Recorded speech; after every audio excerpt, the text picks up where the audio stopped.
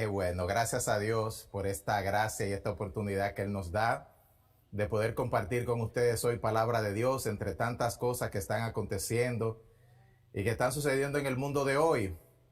Gracias a Dios por esta tecnología que nos permite a mí estar aquí en Lawrence, en el estado de Massachusetts, junto con mi familia, mi esposa, mi niño, y ustedes allá en Santo Domingo, disfrutando también de la gracia y de la bendición de Dios. Mi hermano Denny, ¿cómo está?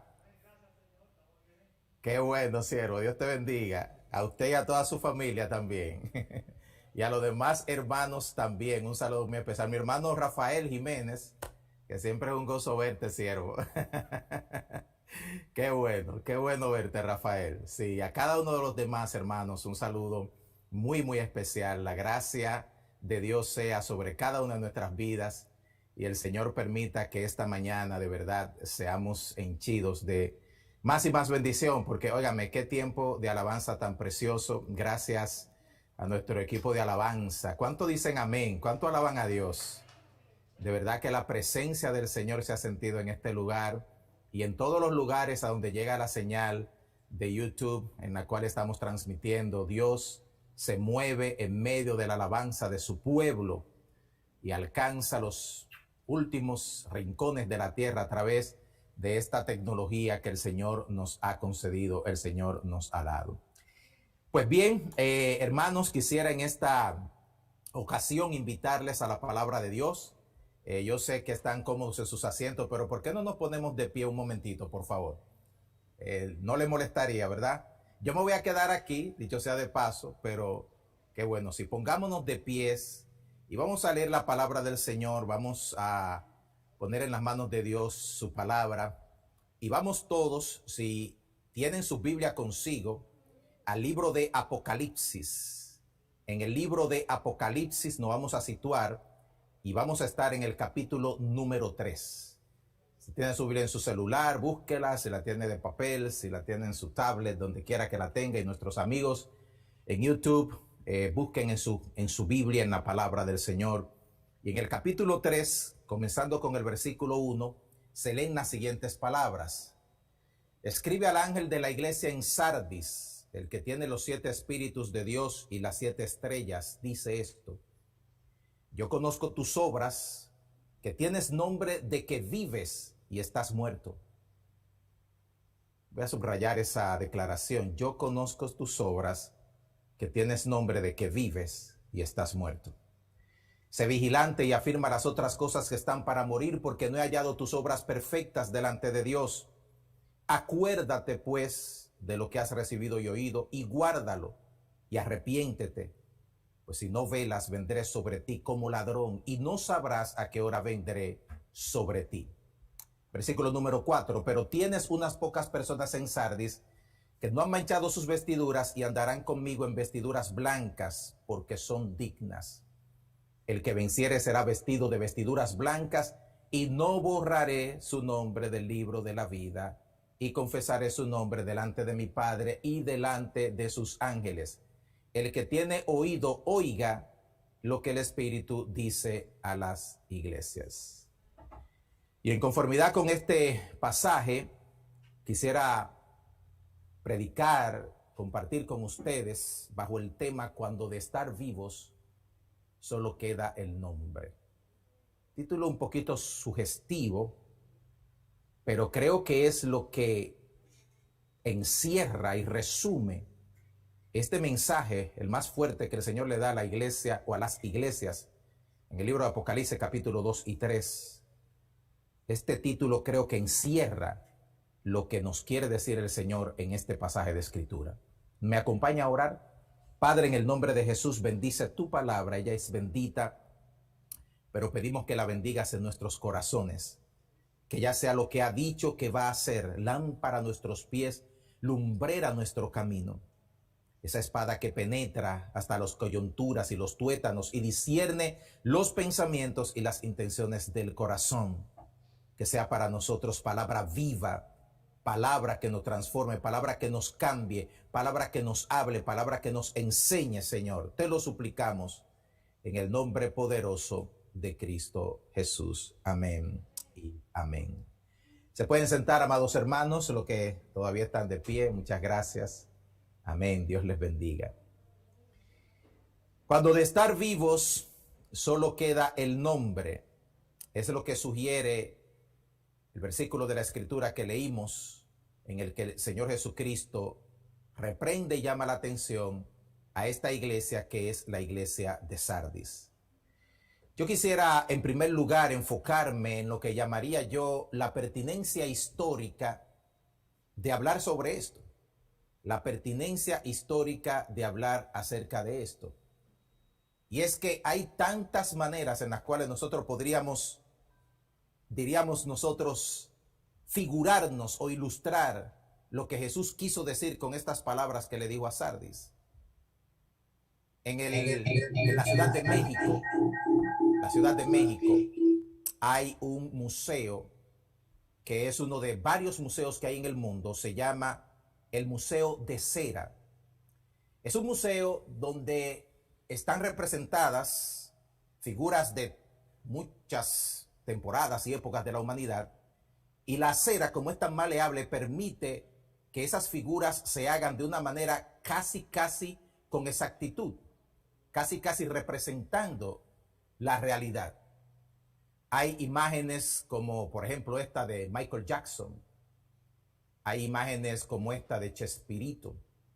Imágenes que, otra vez digo, parecen tan reales que usted entra al Museo de Cera y se confundiría fácilmente sin saber si está delante de una persona real o si está delante de verdad de una figura de cera. Una historia cuenta que un turista en una ocasión fue a uno de estos museos y se perdió. Y cuando se perdió, se cerró el museo y él estaba buscando la salida y no encontró cómo salir.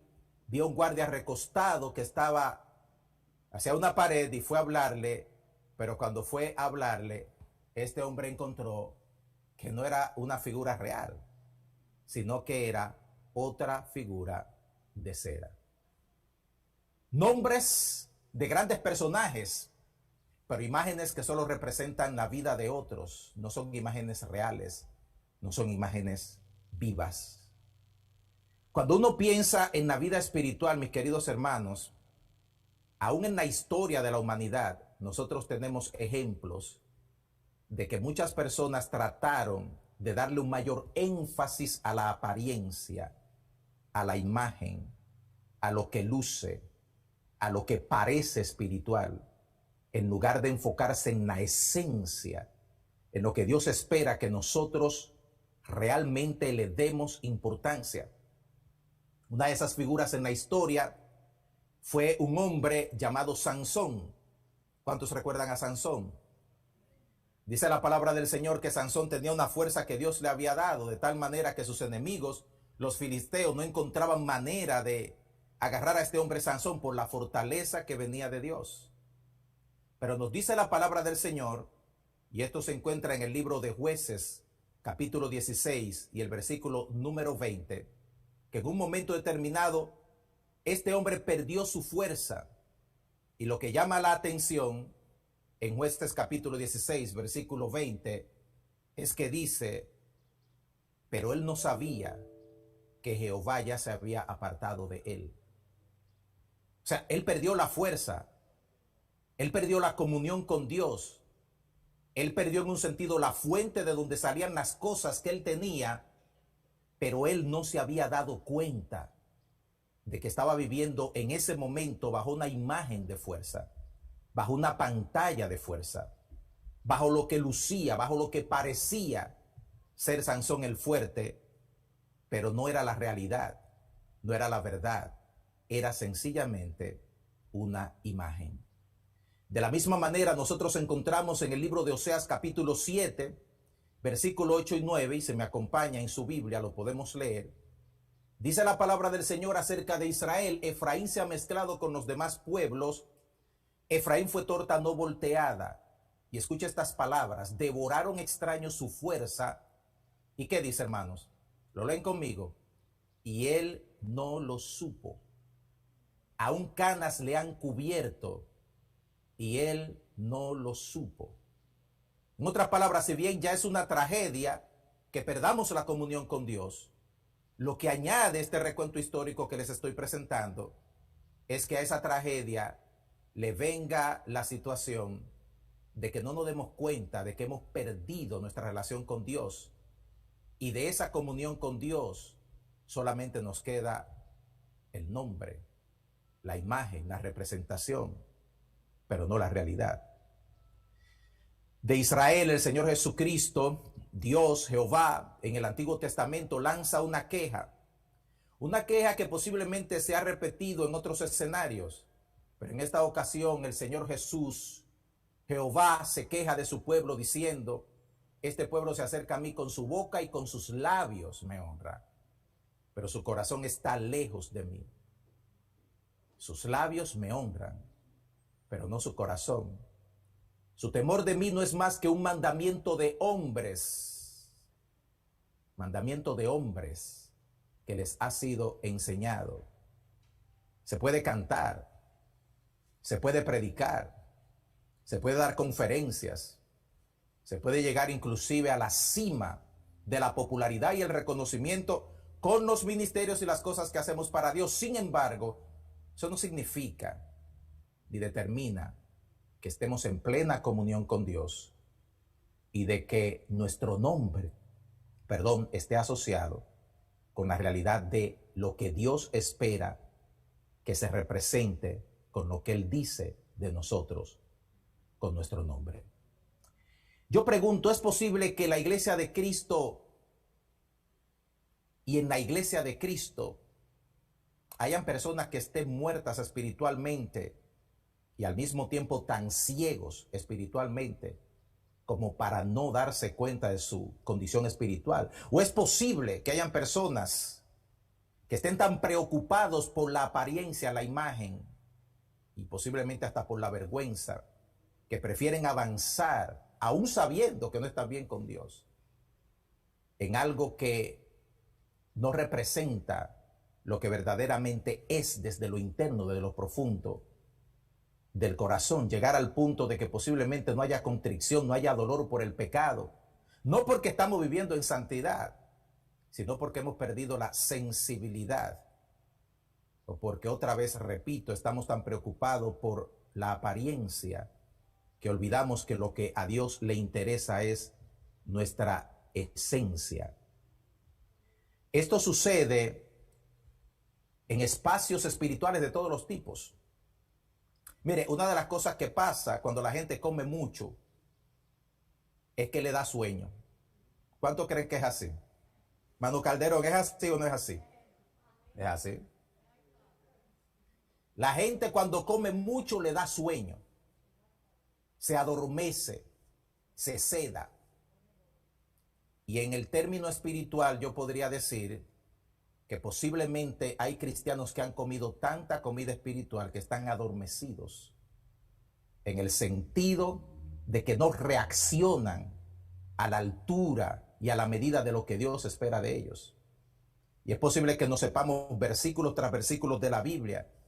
Hemos estado expuestos a mensajes maravillosos, a siervos de Dios extraordinarios. Hemos recibido estudios bíblicos, mensajes, leído libros, asistido a conferencias, seminarios, retiros, pero aún no hemos encontrado el camino para que nuestro nombre represente lo que Dios espera que represente.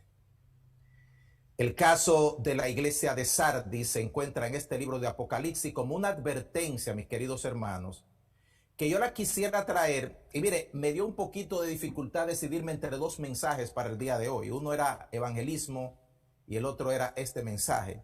Pero luego de leer varias cosas, el Espíritu Santo me guía, y entiendo que el Espíritu Santo me guía a que este fuera el mensaje. Porque estamos como en unos vientos de avivamiento. ¿Cuántos lo creen? De que Dios va a hacer grandes cosas en nuestros medios. ¿Cuántos lo creen? Y me parece que Dios quiere que nosotros no olvidemos este punto que puede ser el punto de partida y el final de una trayectoria espiritual, como le ocurrió a las iglesias de Apocalipsis y especialmente a la iglesia de Sardis. La palabra del Señor nos lleva a este pasaje como si fuera una epístola. Si usted lee capítulo 2, capítulo 3 del libro de Apocalipsis, usted encuentra 7 epístolas.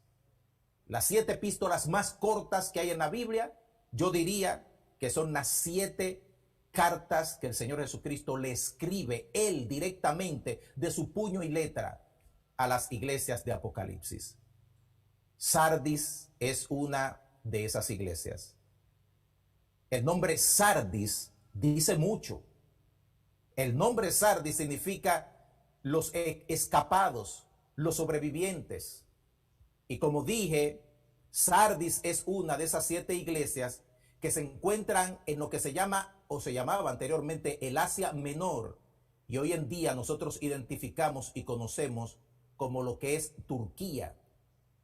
Ahí se encontraba no solamente Sardis, sino también las 7 iglesias del Apocalipsis. En ese punto del mundo se cumplió literalmente la promesa del Señor Jesucristo a sus discípulos: y me seréis testigos, no solamente en Jerusalén, no solamente en Judea, no solamente en Samaria, sino hasta lo último de la tierra. Ahí comenzó la gran explosión y el gran avivamiento hacia el mundo gentil. Y Sardis fue parte de esa conmoción espiritual que Dios trajo al mundo. Sardis es una ciudad en la historia sumamente interesante, porque es en esa ciudad, hermano, donde en el siglo VII antes de Cristo se hace lo que se llama la primera acuñación de las monedas en el mundo, donde primero se imprime dinero. Es en la ciudad de Sardis. Sardis es una ciudad rica. Se puede decir que era una ciudad rica. Tenía mucha opulencia. La gente rica del Asia Menor, o de esa sección que les acabo de presentar, iban a Sardis para guardar su dinero.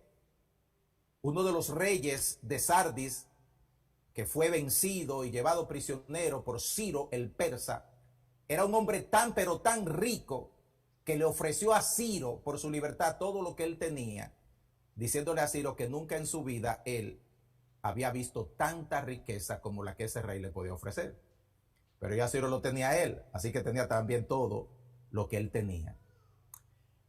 Pero ¿qué pasó con Sardis? ¿Y qué pasó, mis queridos hermanos, con las 7 iglesias del Apocalipsis?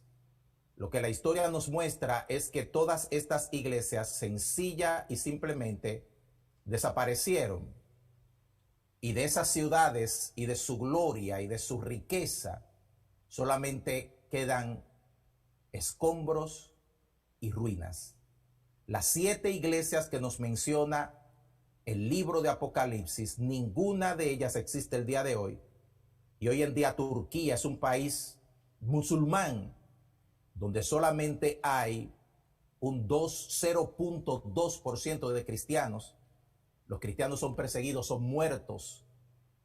Legalmente y constitucionalmente, Turquía ha declarado que su religión es el islamismo, y cualquier otro tipo de religión es ilegal y puede ser condenada y llevada a la muerte. Desaparecieron. Desapareció Sardis, desaparecieron las 7 iglesias de Apocalipsis. Y yo pregunto nuevamente si esta advertencia no nos puede llevar a nosotros, o nos debe llevar a nosotros, a la reflexión el día de hoy. Hurgando entre el material que preparaba para este mensaje, encontré esta información actualizada de las iglesias en Estados Unidos.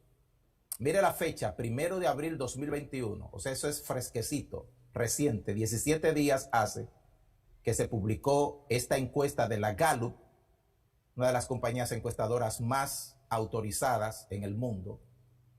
Y la Gallup cuenta que al menos 3 iglesias cierran diariamente en Estados Unidos por la pandemia.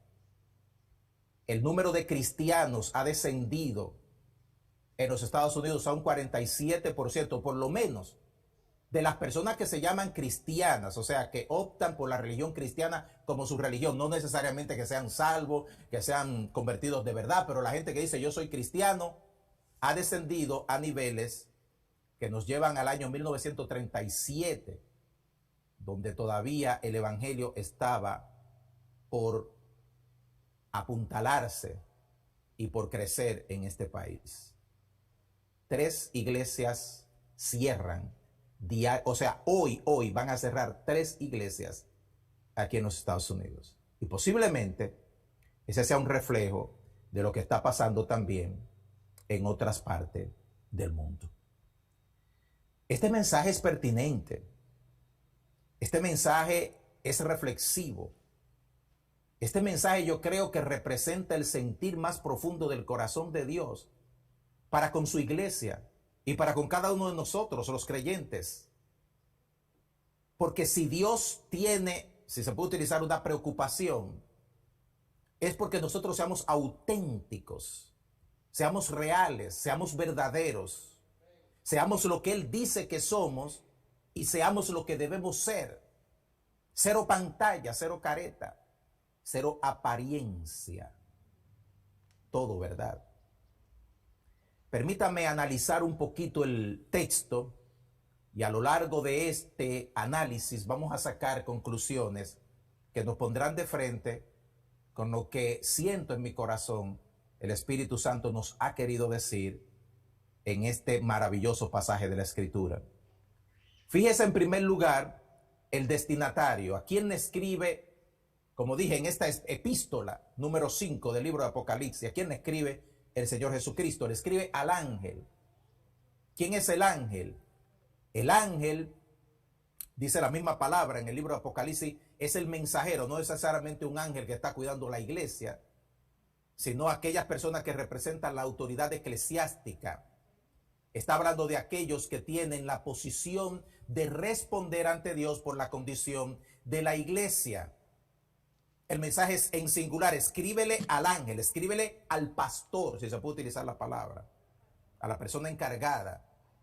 Y esta referencia, por supuesto, nos lleva a que el mensaje se dirija, por consecuencia, a toda la iglesia. En otras palabras, los líderes de la iglesia, los ancianos pastores y demás servidores de la iglesia, somos responsables delante de Dios de dar cuenta ante Él por ministerios y por la iglesia, por la salud y por la condición de los ministerios y de la iglesia.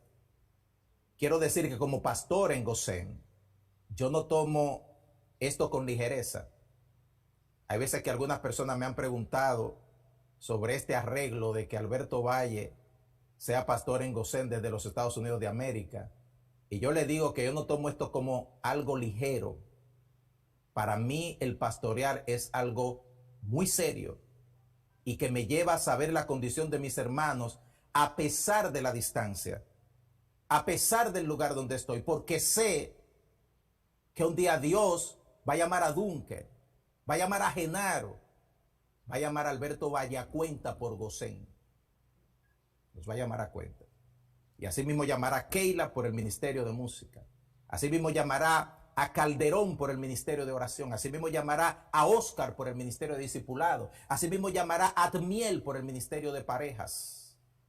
Así mismo llamará a Belkis por el ministerio de la escuela dominical. Así mismo llamará a mi hermana Maribel por el ministerio de damas y a cada persona que sirve delante del Señor. Por eso dice el libro de Hebreos, capítulo 13, verso 17, obedezcan a sus pastores y sujétense a ellos, porque ellos velan por vuestras almas como quienes han de dar cuenta. Daremos cuenta, amados hermanos, daremos cuenta. Y la advertencia de Hebreos es que aquellos que están bajo nuestro cargo se sujeten a nosotros para que nosotros lo hagamos con alegría, pero nosotros daremos cuenta del estado de la iglesia. Así que la dirección de este mensaje es: dirígeselo al ángel, dirígeselo a la persona responsable de la iglesia. El autor se identifica como el que tiene los 7 espíritus de Dios. Y esta es una referencia no a que Dios se divide en 7 espíritus, espíritu número 1, espíritu número 2, y el 3, el 4, el 5, el 6, el 7, sino que, como en toda la Biblia, hay una referencia ilustrativa, simbólica. Y en este caso está hablando acerca de la perfección de Dios, porque esto contrasta específicamente con el mensaje que nuestro Señor Jesucristo quiere transmitirle a su iglesia. Él va a hablarle de cosas bien difíciles y puntuales, Y él se presenta como el que tiene los 7 espíritus. El número 7 es el símbolo de la perfección, de lo completo, de lo acabado. En el capítulo 3, versículo 1, él tiene los 7 espíritus de Dios, pero mire lo que dice en el capítulo 4, verso 5. Y delante del trono ardían 7 lámparas de fuego, las cuales son los 7 espíritus de Dios. Otra vez la referencia a 7 espíritus, y están ellos delante de Dios. Y en el capítulo 5, verso 6, dice, tenía 7 cuernos y 7 ojos, los cuales son los 7 espíritus de Dios enviados por toda la tierra. Es la misma referencia. Dios en su suma perfección, es el que le está hablando a la iglesia de Sardis. En otra palabra, iglesia, presta atención, porque no es cualquiera el que está dirigiendo esta carta. No es cualquiera. Abunda más el libro de Apocalipsis, dice que él tiene las 7 estrellas. Y el mismo libro de Apocalipsis nos dice que las 7 estrellas son los 7 ángeles, o como dije hace un momentito, los pastores o los cabezas espirituales que dirigen esas iglesias. Jesús, por supuesto, es el dueño de la iglesia. Y por eso cuando habló con Pedro le dijo, apacienta son mías, te las voy a encargar, pero son mías las ovejas. Pero él tiene en su mano, nos dice la palabra del Señor, a esas 7 personas o a esos 7 hombres que representan a los 7 pastores, ancianos, dirigentes de la iglesia. Las 7 estrellas son los ángeles de las 7 iglesias, y los 7 candeleros que ha visto, dice la palabra, son las 7 iglesias. A mí me encanta el libro de Apocalipsis, me encanta todo lo que es ilustrativo y simbólico en la Biblia, porque la Biblia es uno de los libros en toda la literatura antigua y moderna más lleno de ilustraciones vivas y maravillosas. Y estas ilustraciones nos recrean, nos ayudan a entender el significado más profundo de las Escrituras, porque fueron escritas, o sea, la palabra de Dios fue escrita de una manera tal que la entendamos con simplicidad, con sencillez. No hay que ser un teólogo, no hay que ir a un seminario necesariamente para entender el libro de Apocalipsis. Todo comienza con sencillamente remitirse a la sencillez de la palabra y a estas ilustraciones y símbolos que nos dejan saber tanto sencillamente por lo que expresan. Aquí viene el Señor Jesucristo a hablar a la iglesia. Y lo que le habla el Señor a la iglesia es fuerte. Le dice, tú tienes nombre de que vives. Tienes nombre de que vives. Y déjeme decirle, el nombre es lo que nos identifica. Hemos hablado mucho de la identidad espiritual. Usted recuerda lo que han estado en los estudios bíblicos del libro de Nehemías. Nehemías nos ha planteado la importancia de la identidad. La importancia de que sepamos quiénes somos, quiénes están y son parte del pueblo de Dios y con quiénes contamos en la iglesia. Nehemías nos ha enseñado eso. Y el Señor Jesucristo comienza a hablarle a esta iglesia a partir de su identificación, a partir de lo que representa su identidad. Tienes nombre de que vives. Dije hace un momentito que Sardis significa los escapados, los sobrevivientes. Los sobrevivientes. Se podría pensar que ese nombre está asociado con algo así como un remanente. Gente que está saliendo de una situación en la que generalmente mucha gente se compromete y se aparta de Dios. Sin embargo, hay gente que dice, yo no me comprometo, yo me aparto y me pongo del lado de Dios. Eso es lo que pictóricamente podríamos pensar en asociación con lo que es la iglesia de Sardis. Sin embargo, dice Dios, solo tienes el nombre. Tienes nombre de que vives.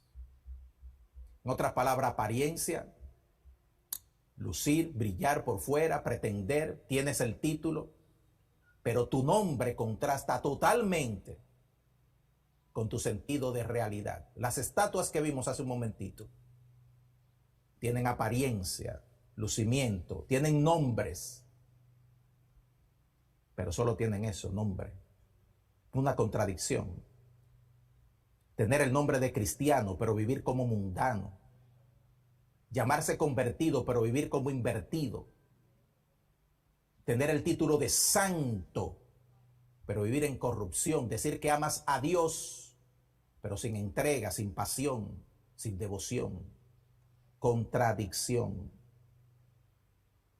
Que no nos suceda, Gosén, que Dios nos libre de llamarnos Gosén, tierra de bendición, y que sea todo lo contrario.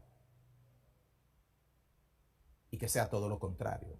Nos identifica el nombre que llevamos, representamos el título con el que nos identificamos.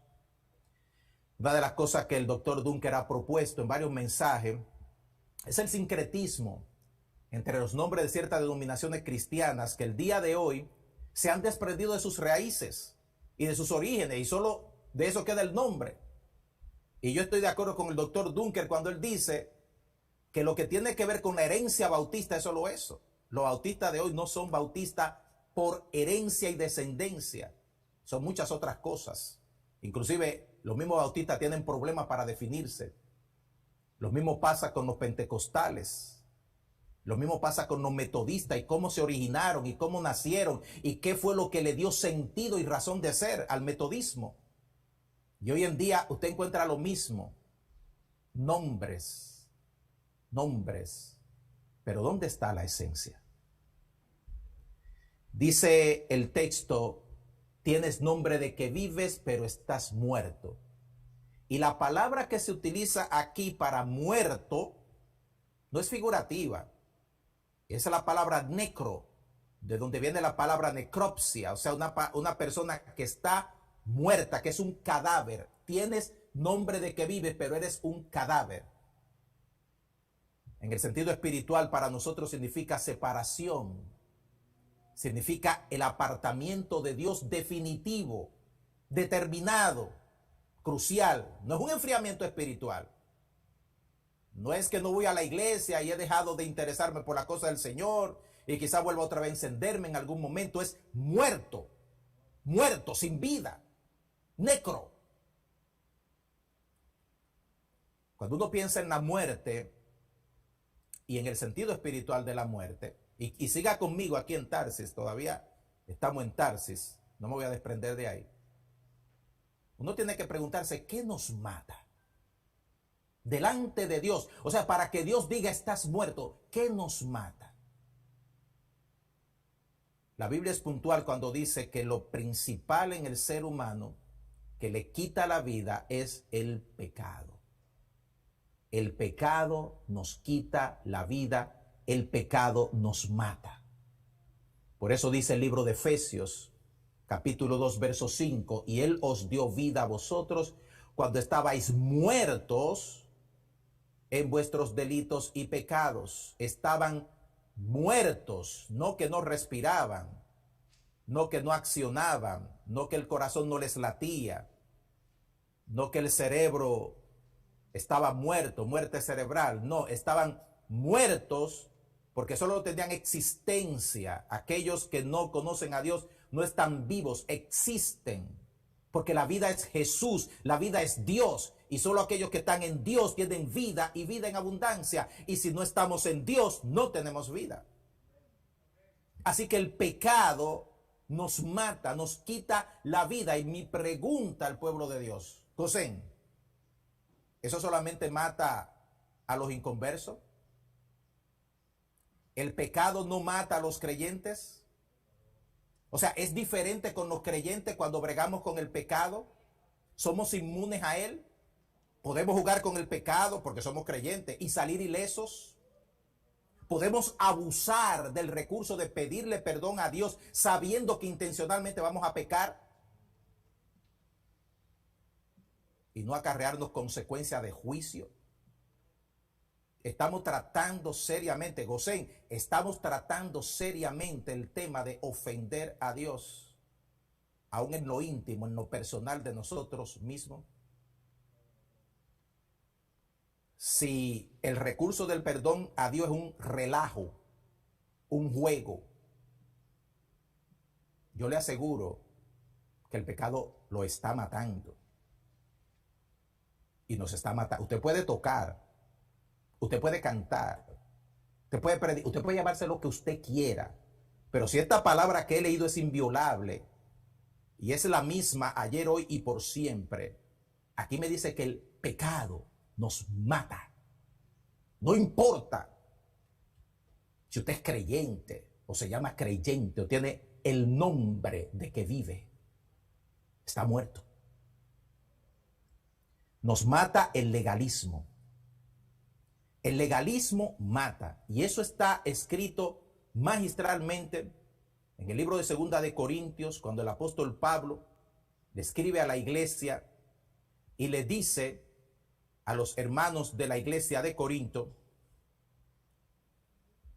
el cual asimismo nos hizo ministros competentes de un nuevo pacto, no de la letra, sino del espíritu. Porque, escucha, pueblo de Dios, la letra mata. La letra mata, mas el espíritu vivifica. Así que hay dos cosas que matan. Nos mata el pecado y nos mata la letra de la ley, que en síntesis se podría llamar el legalismo. Yo creo que esta declaración aplica a todo tipo de legalismo. Dios declara que la misma ley de Él, o sea, la misma ley que es santa, pura y buena, que es perfecta, nos mata en el sentido de que revela nuestra condición real delante de Dios. En otras palabras, la ley no fue escrita para que el hombre haga un esfuerzo humano y llegue al punto de eximirse de la gracia de Dios diciendo, ya yo cumplí toda la ley. Todo lo contrario, la ley lo que hace es revelar que no podemos ajustarnos ni llegar a la medida de lo que Dios demanda, y es donde la ley entonces viene y nos dice, mira, fallaste, has fallado y sigues fallando miserablemente. No puedes llegar a ser todo lo que Dios quiere que tú seas. Pero eso es lo único que hace la ley. La ley no te redime, la ley no te perdona, la ley no te lleva a Cristo. La ley solo te sentencia. Y cuando tú estás bajo esa sentencia, abres tus ojos y dices, oh, necesito la misericordia, la gracia y el favor de Dios, porque la ley me mata. Mi naturaleza humana, exhibida por la ley, me mata. Mire, muchos grupos en la historia de la humanidad comenzaron muy bien su campaña por la santidad. Dentro de ellos inclusive están los fariseos. Los fariseos fue un grupo religioso que durante el tiempo de los macabeos, bueno, yo podría decir que hasta desde el tiempo de Nehemías, 400 años antes de Cristo, ya la semilla de lo que iba a ser los fariseos había comenzado. Un grupo de celosos judíos que se apegaron a la ley de Dios y dijeron, no vamos a transigir la ley de Dios, comenzando por la idolatría. Y hemos estudiado en el libro de Nehemías que después de lo que pasó en Nehemías, jamás el pueblo de Israel volvió a ser idólatra. Estuvo adornado por otros pecados, pero no la idolatría hasta el día de hoy. Sin embargo, los fariseos comenzaron bien, pero se corrompieron con el legalismo. Tomaron la letra de la ley y la pusieron por encima de la misericordia, del amor, de la gracia y de todo aquello que es tan querido para Dios. Y leas el libro de Mateo capítulo 25 para que usted vea el concepto de Dios en cuanto al fariseísmo. Pero no solamente con los fariseos. Ocurrió más adelante con un sinnúmero de iglesias, como por ejemplo el movimiento reformado. Cuando el catolicismo campeaba por el mundo y la iglesia católica se volvió en hegemónica y prácticamente controlaba el mundo, surgieron los mártires de la reforma. Hombres como Zwingli, hombres como Calvino, hombres como John Huss, hombres que comenzaron a predicar el evangelio de la santidad y de la gracia y de la pureza de Dios. Pero llegó un momento en que muchos de estos movimientos cayeron en el legalismo. Y la iglesia comenzó luchas y guerras intestinas teológicas de gente que decía que los postulados y los principios de fulano son los principios y el que no está conmigo está contra mí. Y dividieron la iglesia de Cristo en base al legalismo. En base al legalismo, sí, mis queridos hermanos, la letra mata. Y si la letra santa de Dios mata, lo dice la palabra, imagínese lo que hace la letra del legalismo de los hombres. Cuando la gente mete mandamientos de hombres, principios de hombres, costumbres de hombres, cuando la gente interpreta la Biblia de acuerdo a sus prejuicios para complacer lo que un grupo o un hombre determinado ha determinado que es la conclusión de lo que se debe creer en conformidad con su conclusión. La letra nos mata. Hoy en día muchas iglesias de estas que he mencionado son solamente templos enormes, hermosísimos, preciosos, pero solo eso. Rótulos y edificios. Dentro, iglesias frías, sin vida, sin norte, sin dirección. Y aquí en la comunidad de Lawrence, en el estado de Massachusetts, hay tantos ejemplos de iglesias que abandonaron sus templos y la entregaron a los proyectos hispanos para desarrollarse porque ellos se quedaron sin miembros, solo nombres. Hoy en día yo creo que se repite mucho este intento de volver a los legalistas. Hoy en día tienen nombre de apóstoles, profetas, profetisas, que tratan de imponer sus criterios a partir de que tienen un rema de parte de Dios. Y los remas están por encima de la misma Biblia y de la palabra de Dios. No está en ninguna parte lo que dicen, pero se imponen con legalismo para que la gente crea que lo de ellos es palabra de Dios inalterable y tiene que aceptarse como tal. Son papas evangélicos, porque sus postulados es: tengo una palabra de parte de Dios, Dios me reveló, Dios me dijo. Imagínese usted, si alguien le dice a usted que Dios le dijo y le reveló, ¿qué usted hace? Bueno, eso fue Dios, Dios es la máxima autoridad. Pero tome usted su Biblia y no va a encontrar más que son cuestiones de hombres. Nada que tenga que ver con la santa y bendita palabra del Señor. La palabra dice, y continúa aquí en el libro Apocalipsis capítulo 3, sé vigilante y afirma las otras cosas que están para morir. Nos mata el pecado y el legalismo, pero juntamente con el legalismo y el pecado se mueren otras cosas. Se muere nuestra identidad, se muere nuestra esencia, nos queda solo la apariencia, pero déjeme decirle algo, tarde o temprano también eso se muere. En otras palabras, nuestra esencia se muere y nuestro accionar en el mundo se muere, y tarde o temprano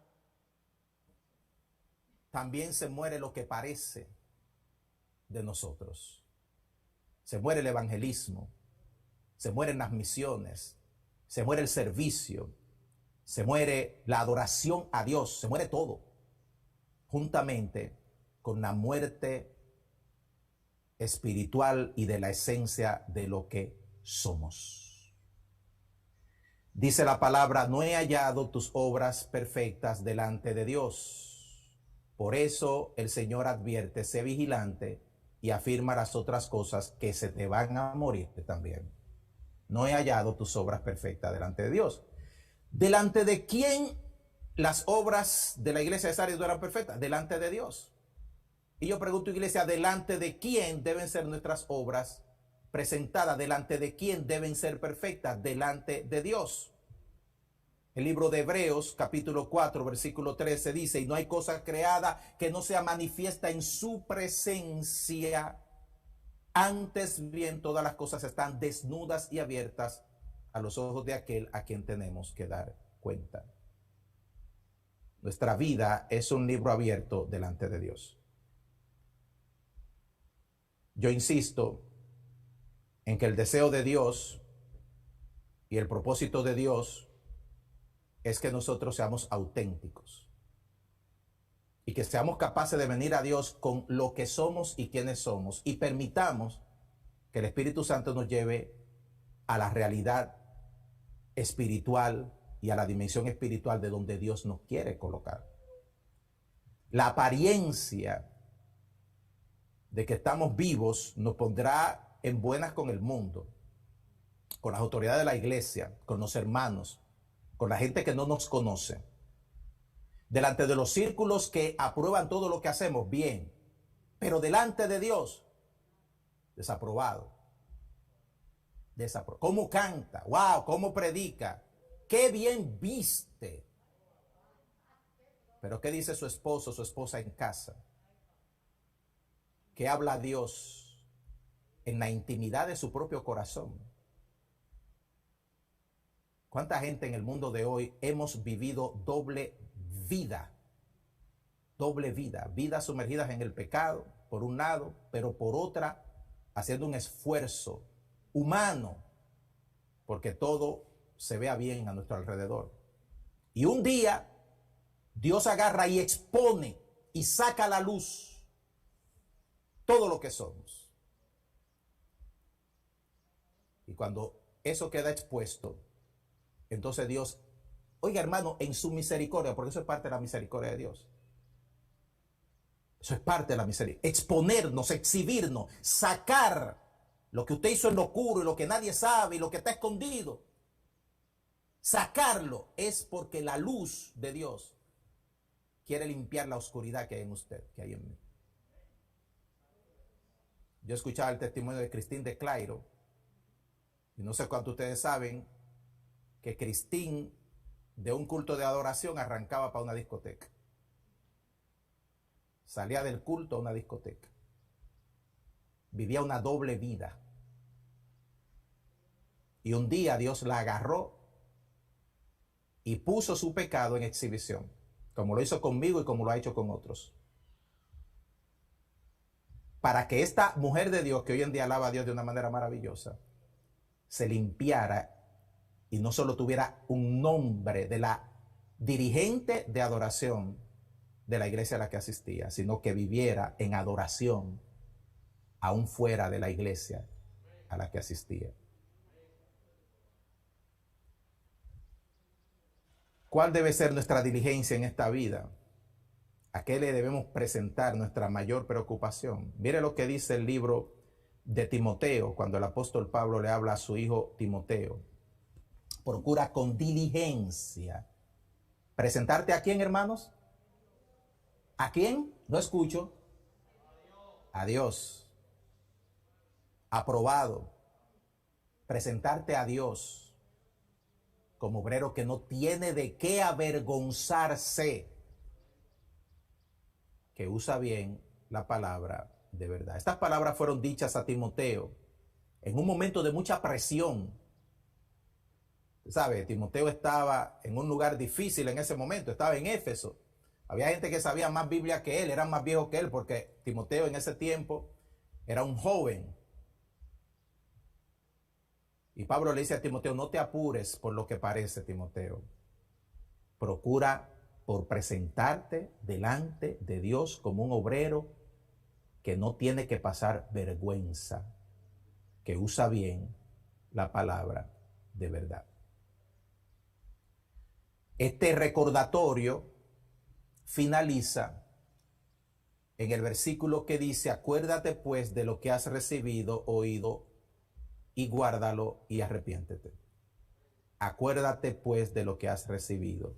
No creo que se refiera al Espíritu Santo, porque el Espíritu Santo no es algo que hemos oído, es una realidad que vive en nosotros. Ni tampoco es la salvación, que es lo mismo, es una realidad que vive en nosotros. Entonces, el Señor Jesucristo se está refiriendo a cosas que se han recibido, que hemos escuchado y que deben permanecer en nuestras vidas. Dice el Señor, recuérdate de esas cosas y arrepiéntete. Y la palabra arrepentimiento, yo creo que hemos hablado de eso en muchas ocasiones en esta iglesia, significa volverse. Otra palabra, si usted va para el norte, se regresa al sur. Si usted va para el oeste, se regresa al este. Y mire qué interesante. Lo que plantea el arrepentimiento es que usted vuelva a su punto de origen. Que usted regrese a los cimientos, a la senda antigua, al lugar de la comunión con Dios, del enamoramiento con Dios, del primer amor. Regresa a tus raíces.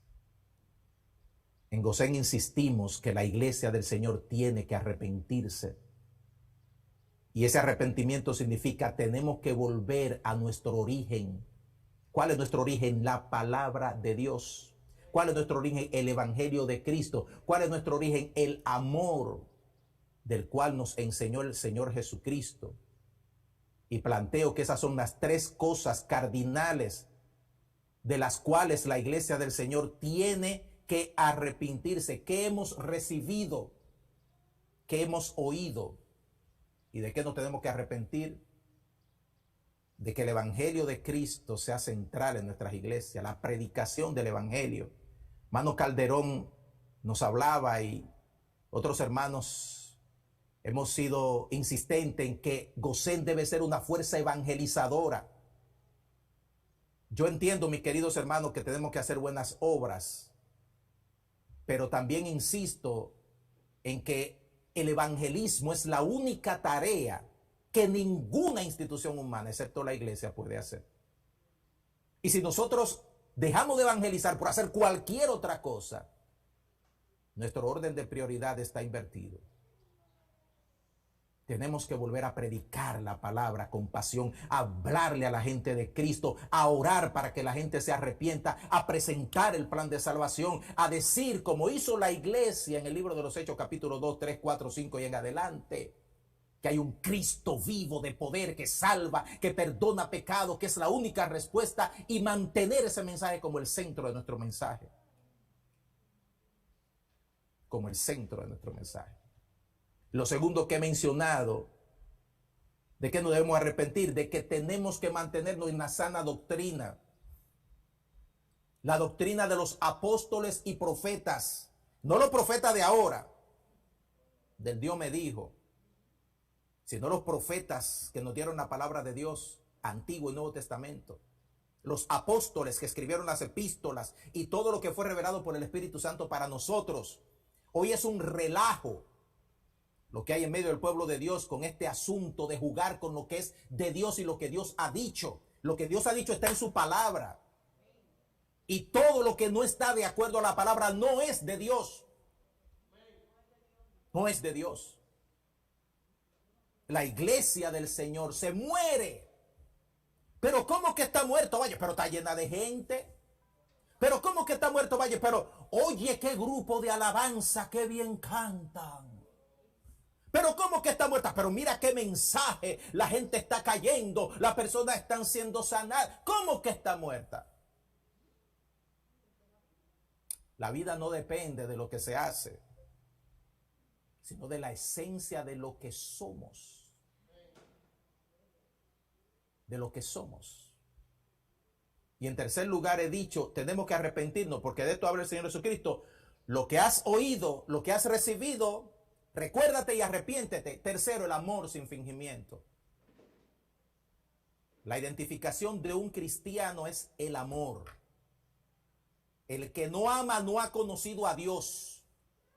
Si usted no ama, usted no ha conocido a Dios. No me venga con cuento, ni con letrero, y que yo me bauticé, y que tengo un certificado, y que tengo 20. Si usted no ama, usted no ha conocido a Dios. Usted no lo conoce. Si usted no perdona, usted no ha conocido a Dios. El amor debe ser sin fingimiento, sin pretensión de que yo amo, pero adentro no hay realidad, no hay amor. Solo una pantalla, un juego. Y hay gente ya que no tiene ni problema para no fingir el amor. Que andan causando discordia y sembrando conflicto entre gente y manifestando lo mucho que desprecian a este, y que no me gusta fulano, y que no me cae bien perencejo, cuando Jesús mandó a que amáramos hasta a nuestros enemigos. Y hay gente que ni a sus amigos, ni a sus hermanos, ni a su esposa, su esposo. El amor es el distintivo del cristiano, lo dijo Ricardo Frías Herrera, lo dice la Biblia. Y esa es la marca que le ha dado vida a la iglesia por cerca de 2000 años ya. Si nos falla el amor, nos falla todo. Si nos falla el amor, nos falla todo. Lo que llamaríamos el epílogo de esta declaración son las palabras que dice el Señor más adelante: pues si no velas, vendré sobre ti como ladrón y no sabrás a qué hora vendré sobre ti. La advertencia de Jesús se da en virtud de una inminente y segura intervención de juicio a su propia iglesia. El diccionario enciclopédico Biblia y Teología comenta que la abundancia de la riqueza y la seguridad de la posición de Sardis infundieron una exagerada confianza en los habitantes de esta ciudad. Como en el día de hoy hay una exagerada confianza en que nuestra comunión con Dios, la presencia del Espíritu Santo, Dios con nosotros, el Señor siempre a nuestro lado, Dios no nos abandona, nos ponen a nosotros a vivir un evangelio light, liviano, sin temor de Dios, porque Dios no te dejará ni te abandonará. Dios no te dejará ni te abandonará. En un sentido eso es reconfortante, pero en el otro es preocupante, porque tengo que vivir en su temor. Tengo que vivir en su temor. Concluye el diccionario enciclopédico de Biblia y Teología. Muchos toman esa historia para expresar que posiblemente la comunidad cristiana de Sardis estuvo influida por el carácter de los habitantes de esa misma ciudad, llegando a poseer una confianza peligrosa en la apariencia de seguridad y en la prosperidad que tenían. Tienes unas pocas personas, dice el Señor, en Sardis, que no han manchado su vestidura, y andarán conmigo en vestiduras blancas, porque son dignas. Qué triste, pocas personas en tu medio, que han estado manejándose como el que entra a una posilga, vestido de blanco, y está evitando de alguna manera que se le peguen los cerdos para que le manchen lo blanco de su vestidura. El color blanco es un símbolo de la santidad de Dios. Y en medio de la necropsia, en medio de la mortandad, en medio de la iglesia, había gente que había dicho y había decidido: no nos vamos a manchar, pero eran pocas. ¿Es usted de los pocos o es de los muchos? ¿Es usted de los pocos o es de los muchos que va donde todo el mundo va, hace lo que todo el mundo hace, vive como todo el mundo vive, como cristiano cree lo que todo el mundo cree? El tambor de lo que suena y que desprende reacciones de la mayoría es el tambor que usted sigue. El pueblo de Israel hizo eso en tiempo de Baal, pero Dios reservó a 7,000 profetas que no habían doblado su rodilla delante de Baal. ¿Usted de los 7,000? Yo quiero ser de los 7,000. En el inicio del cristianismo, Dios separó a sus discípulos de la iglesia para que fueran el norte del mundo. En la decadencia de la idolatría y de la confusión del judaísmo legalista, hipócrita que vivía en el tiempo de Jesús, su iglesia fue el remanente. En el tiempo de la reforma, aún de los reformadores que se metieron en el legalismo y persiguieron y mataron a otros reformadores por el legalismo que los abrazó, Dios levantó gente como los anabaptistas. Dios levantó gente que desafiaron el orden de la iglesia de aquel tiempo y dijeron: no nos vamos a manchar, no nos vamos a manchar. Y a esa gente Dios le dice: son dignas, van a andar conmigo. Los Elías de Dios, los Luteros de Dios, los anabautistas de Dios, los pocos, los fieles. La recompensa del Señor es que el que venciere o obedeciere, podríamos decir, lo prescrito por Jesús, será vestido de vestiduras blancas.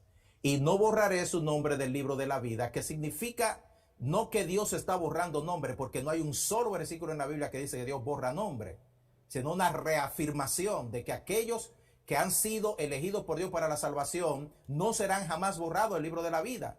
Así que su preocupación y la mía no debe ser si van a borrar mi nombre. Su preocupación y la mía debe ser: ¿estoy yo ahí en ese libro de la vida, del cual mi nombre nunca será borrado, o no estoy? Y confesaré su nombre, dice el Señor, delante de mi Padre y delante de sus ángeles. A cualquiera que me confiese delante de los hombres, dice el Señor, yo también le confesaré delante de mi Padre que está en los cielos. Mateo 10:32. Y Lucas 12:8 dice, os digo que todo aquel que me confesare delante de los hombres, también el Hijo del Hombre le confesará delante de los ángeles. Hoy en día, mis queridos hermanos, hay un llamado de Dios para la iglesia del Señor a una identificación plena con Cristo. No una identificación institucional, sino una identificación profunda que llegue a la raíz misma de lo que nosotros somos y nos saque del parecer al ser auténtica y verdaderamente lo que Dios dice que somos. El que tiene oído, oiga lo que el Espíritu dice a las iglesias. ¿Cómo responderemos, amados, a los retos de nuestra generación? 3 iglesias en los Estados Unidos se cierran diariamente. Y ese puede ser el reflejo de lo que está pasando en muchas otras partes del mundo. La iglesia de Cristo tiene la esencia de lo que Dios dijo que debía ser, o tiene nombre de que vive. Tiene nombre de que vive. Marcos Vidal, en una canción que se llama Así mismo, decía, ¿qué te pasa, iglesia amada, que no reaccionas? Solo a veces te emocionas y no acabas de cambiar. Dios está buscando resucitar, si es necesario, de entre los muertos a su iglesia, y que viva la plenitud de todo lo que Dios ha dicho que ella es. Es más allá de un programa, es más allá de lo que se ve, es más allá de lo que se hace. Es mucho más que eso. Y yo te desafío hoy, como me desafío a mí mismo, a pensar quién soy, qué soy, qué tengo que decir delante de Dios como creyente. Cuando Dios me ausculte y mire dentro de mí y descubra dentro de mí y repita lo que yo repito en mi privacidad o en círculos donde me siento confiado de sacar mi humanidad. ¿Qué diría Dios? Cierra tus ojos conmigo. Cerremos todos nuestros ojos y tomemos este tiempo para pensar con profundidad en la esencia de lo que somos, de nuestras vidas. ¿Estás viviendo a la altura de Dios? Estoy llamando, y lo hago valientemente, a cualquiera que esté viviendo una doble vida, a cualquiera que esté viviendo fuera de los marcos de lo que Dios te ha llamado a ser, a que sencillamente vengas delante de Él en un espíritu de arrepentimiento y recuerdes de dónde Dios te sacó y recuerde las cosas que has olvidado. Vivas en el temor de Dios. Vivamos en el temor de Dios. Y aquellos que nos están siguiendo, escuchando, por cualquier vía, y todavía no le has entregado tu vida al autor de la vida, al Señor, al dueño, este es el momento para vivir una vida auténticamente verdadera en Cristo. Ábrele tu corazón a Jesús. Y Padre, así mis hermanos orando, tu siervo orando, pedimos, ten misericordia de nosotros. Ayúdanos, Señor, a ser más que a hacer. Ayúdanos a revisar nuestro caminar, nuestra boca, cómo se ha abierto y qué ha dicho, nuestros corazones que han traído y nuestra mente que han fraguado, cada desliz que ha estado expuesto delante de tu presencia. Dios mío, por favor, Padre, Espíritu Santo de Dios, muéstranos el camino a ser auténticos delante de ti por encima de todas las cosas. Perdóname, Señor, mis faltas, mis muchos pecados. Perdóname, Padre, lo patético de mis mensajes que se tornan aburridos y cansan a la gente porque muchas veces le falta el poder y la esencia del Espíritu Santo y son palabras mías, no tuyas. Perdóname, Señor, las veces que he fallado en ser todo lo que tú esperas que sea. Y así a cada uno de mis hermanos, ayúdanos, desafíanos, saca, limpia, quita, rompe, penetra hasta lo más profundo de nuestras almas y tráenos a la vida abundante que ya tú nos has dado, Señor. En el nombre de Jesús, en el nombre poderoso y glorioso de Cristo Jesús. Amén y amén. Dios nos bendiga, amados. Dios bendiga a su iglesia. Les amo. Que el Señor haga que su palabra sea viva, no solo en esta reunión y en este círculo, sino durante toda la semana y durante toda nuestra vida. Amén.